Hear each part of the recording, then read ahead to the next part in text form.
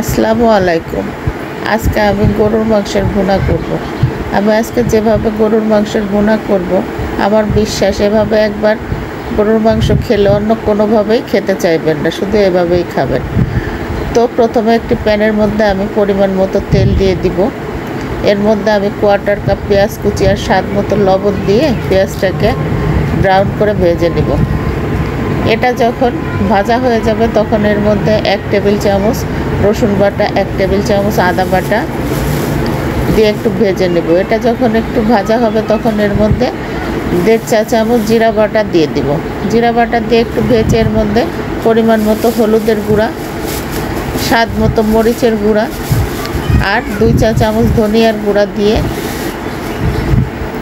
একটু নেড়ে চেড়ে সামান্য পানি দিয়ে মশলাটাকে কষিয়ে নিব উপরে তেল উঠে আসা পর্যন্ত। তো মশলাটা উপরে যখন তেল উঠে আসবে তখন আগে থেকে ধুয়ে পরিষ্কার করে রাখা 1.5 কেজি গরুর মাংস আমি দিয়ে দিব। দিয়ে একটু নেড়ে চেড়ে এর মধ্যে আমি আস্ত গরম মশলা অ্যাড করে দিব, এলাচ, দারুচিনি, লং দিয়ে আমি ঢাকনা দিয়ে ঢেকে 5-7 মিনিট হাই হিটে রান্না করে নেব। তো 5-7 মিনিট পরে মাংস থেকে যথেষ্ট পরিমাণ পানি বের হয়ে আসছে। আমি এই মাংসটা এই মাংসের পানি দিয়ে রান্না করব, আমি আর এতে এক্সট্রা পানি দিব না।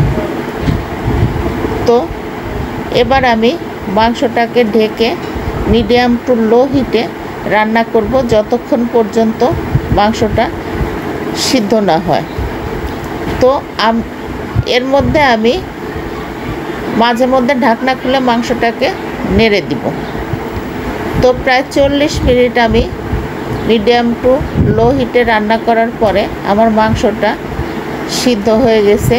এবার এতে আমি 1 চা চামচ গরম মশলা অ্যাড করে দিলাম, দিয়ে আমি নেড়ে চেড়ে মাংসের সাথে মিশিয়ে দিয়ে আরও 5-7 মিনিট রান্না করে নেব।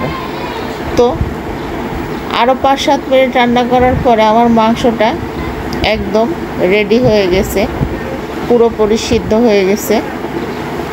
এটা পরিবেশনের জন্য একদম রেডি।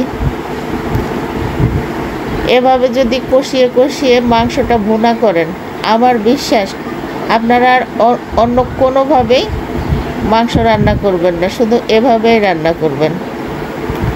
তো এভাবে একবার আপনারা বাসায় ট্রাই করবেন।